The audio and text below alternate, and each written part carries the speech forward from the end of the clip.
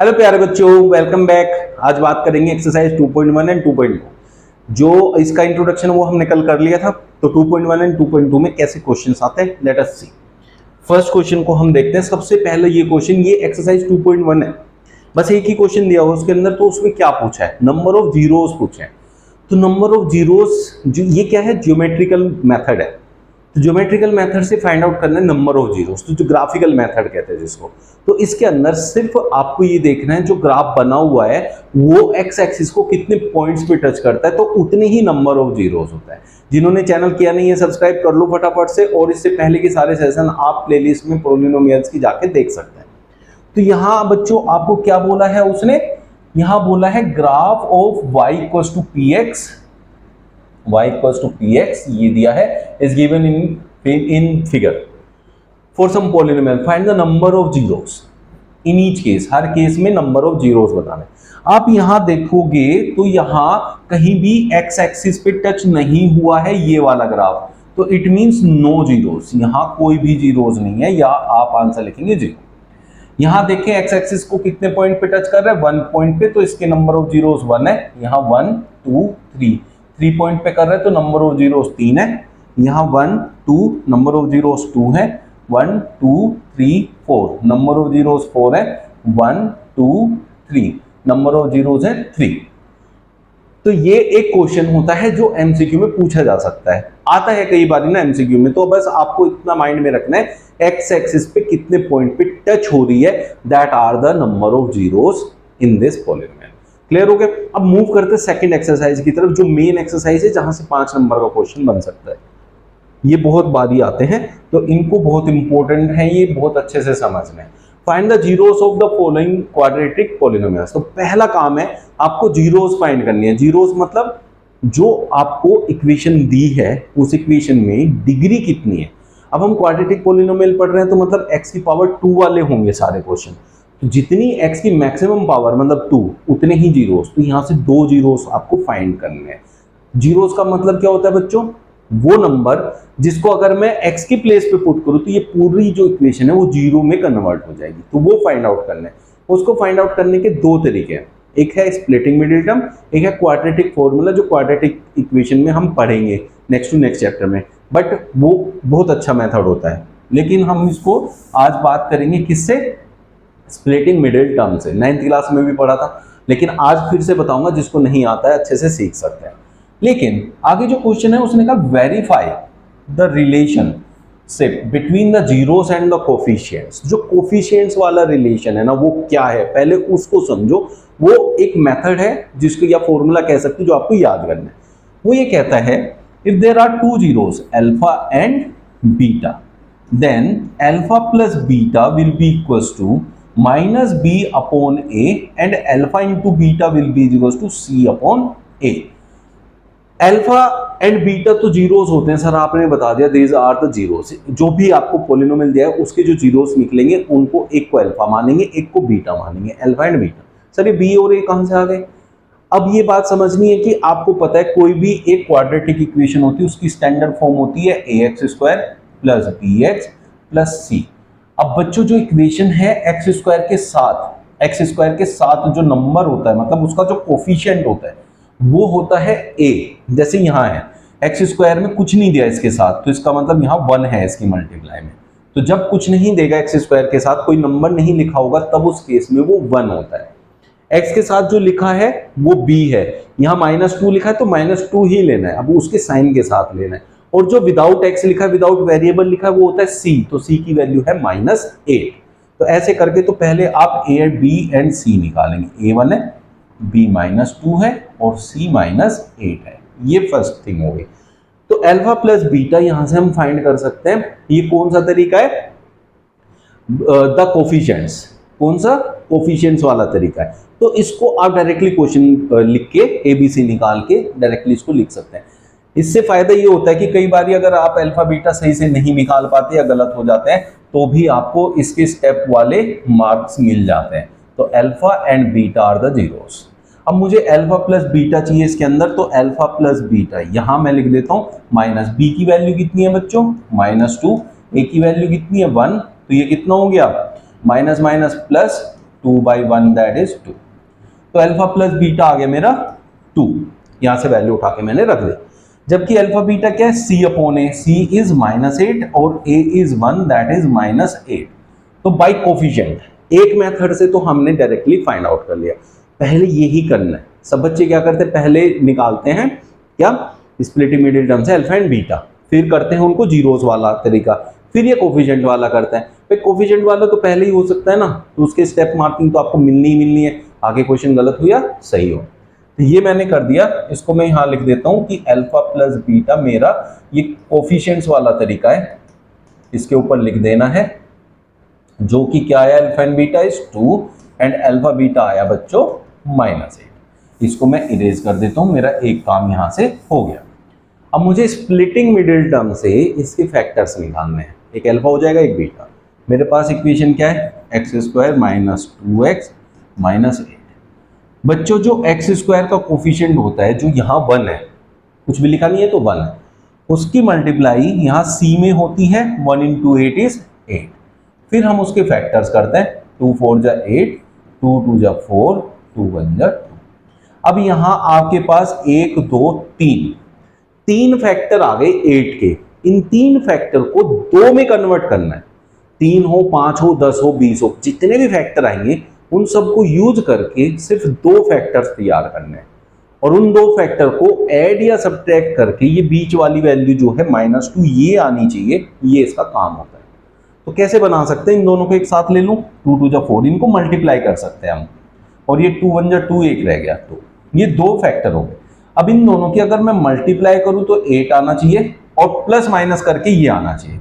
अब 4 - 2 कितना होता है, 2 होता है, लेकिन मुझे चाहिए -2, तो इसलिए ये माइनस का और ये प्लस का हो जाएगा, तो -2 आंसर आ जाएगा।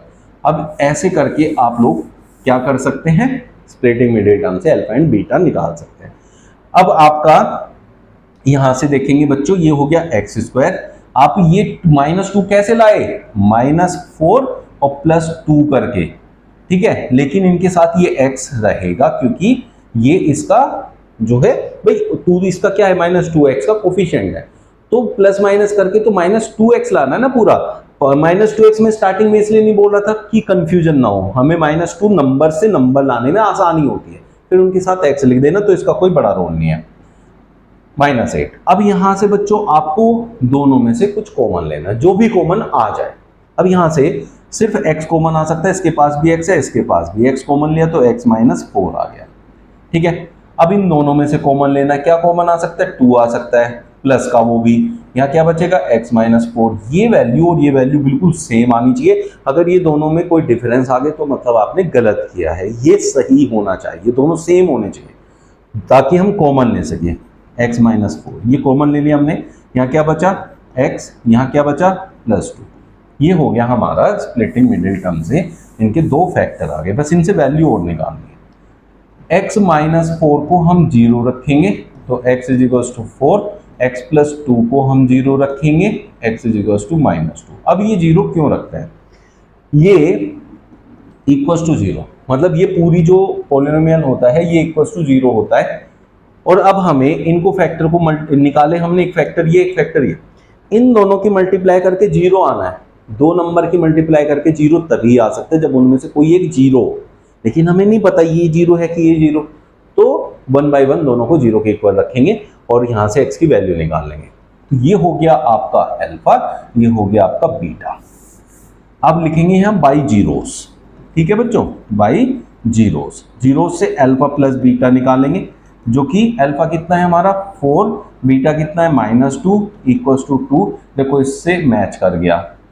फिर अल्फा प्लस बीटा निकालेंगे, जो कि क्या होता है, अल्फा कितना है 4 और बीटा क्या है -2, क्योंकि मल्टीप्लाई करनी है तो इट विल बी -8। तो देखो ये सेम आ गया, ठीक है, ये बाद में लिख देंगे वेरीफाइड। बस ये होता है इसका पूरा प्रोसेस। जिस किसी को भी कोई भी डाउट होगा कमेंट बॉक्स में लिखना, नेक्स्ट क्लास में इंक्लूड कर लेंगे, उस डाउट को फिर से समझाएंगे।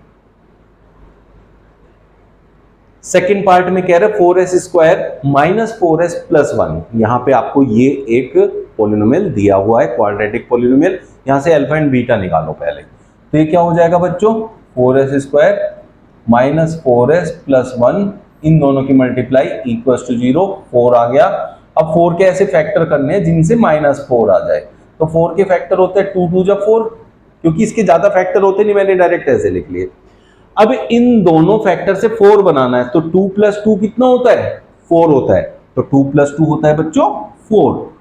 लेकिन मुझे यहाँ माइनस का 4 चाहिए, तो इसलिए -2 -2 = -4, तो इसे ऐसे लिखेंगे 4s² - 2s + 1 = 0। यहाँ दोनों में से 2s कॉमन आ सकता है, तो ये क्या हो जाएगा 2s - 1। अब यहाँ देखो 2s प्लस का है, ये 2s माइनस का है, तो यहाँ अगर प्लस का है तो यहाँ भी प्लस का ही होना चाहिए जब आप कॉमन लेते हैं। तो यहाँ से क्या कॉमन आएगा, पहले तो 2s और 1 में कुछ कॉमन नहीं होता, जहां कॉमन नहीं होता वहां 1 कॉमन होता है, तो यहाँ माइनस लेंगे। माइनस क्यों लिया, ताकि ये प्लस हो जाए और ये माइनस का हो जाएगा। जब माइनस कॉमन ले लोगे तो जो अंदर माइनस है वो प्लस हो जाएगा और जो प्लस है वो माइनस हो जाएगा, ये दोनों सेम आ गए, इसका मतलब हमने सही किया, इसको हम कॉमन ले लेंगे बच्चों। तो यहाँ भी 2s - 1 बचेगा, ये 2s ये -1। एक बार इसे 0 के इक्वल रखेंगे, तो 2s = 1, s = 1/2, सेम वैल्यू है तो यहाँ भी s = 1/2, तो अल्फा हो गया 1/2 और बीटा हो गया 1/2। तो ये जीरोस निकल के आ गए बच्चों, तो आप लिखोगे यहाँ बाई जीरोस। जीरोस से आपको क्या मिला, alpha plus beta = 1/2 + 1/2 that is 2/2 = 1। Alpha into beta क्या मिलेगा, 1/2 × 1/2 दैट इज 1/4। अब लिखोगे यहाँ बाई कोफिशिएंट्स। कोफिशिएंट्स वो क्या होता है, अल्फा प्लस बीटा होता है -b/a। माइनस b की वैल्यू कितनी है बच्चों, जो s के साथ होगी वही b की वैल्यू होगी, दैट इज -4। अपॉन में a कितना होता है, जो यहां लिखा है, तो ये क्या होगा, माइनस माइनस प्लस का 4/4 that is 1। Alpha plus beta 1 था, यहां भी अल्फा प्लस बीटा 1 आ गया, तो वेरीफाई हो गया।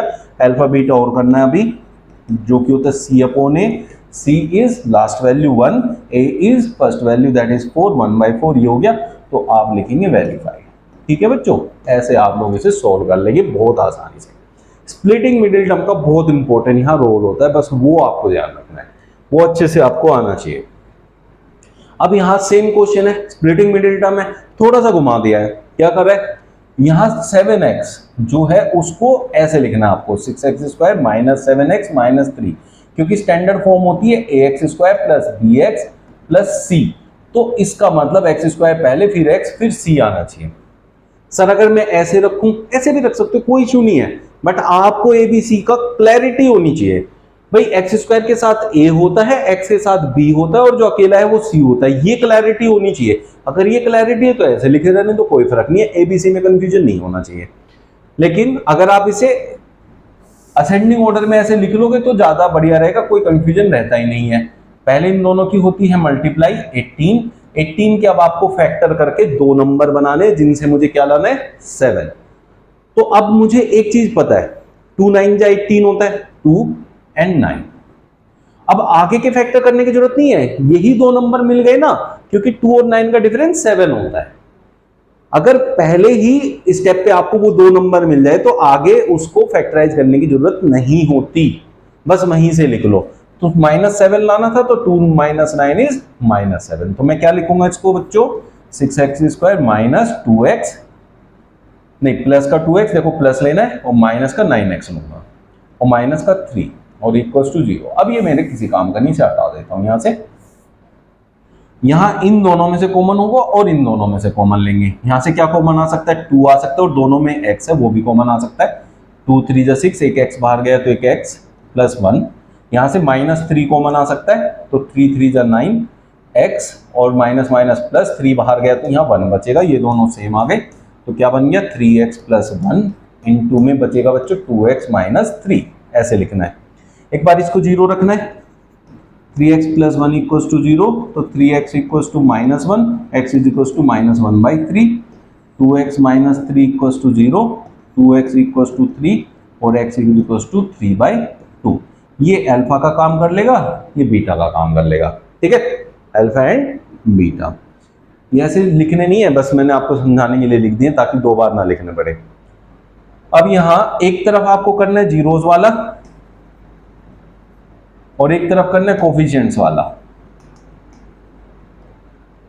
कोफिशिएंट्स में क्या है, alpha plus beta is equals to minus B upon A is equals to minus B की वैल्यू कितनी है बच्चों, -7, और ए की वैल्यू कितनी है 6, दैट इज 7/6। ठीक है, अल्फा बीटा क्या होता है बच्चों, C upon A, that is C की वैल्यू कितनी है -3 अपॉन ए कितना है 6, 3 2 6, दैट इज -1/2।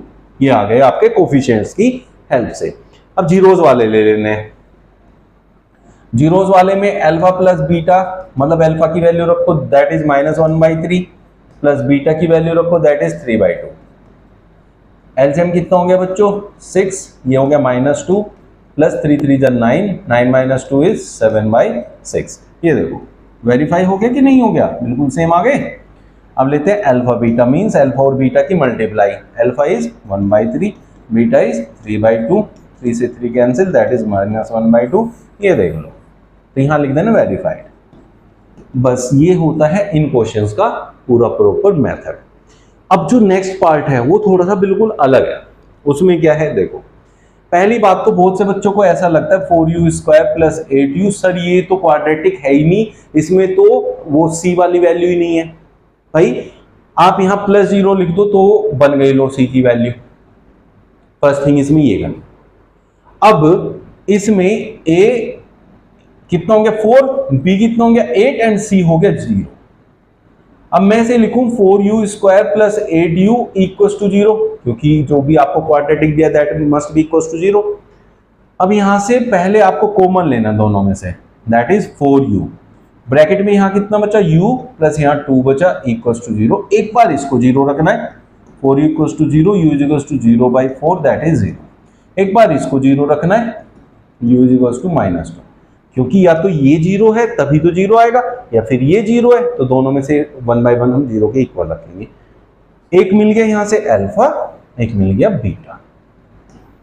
बाय जीरोस के हिसाब से देखते हैं।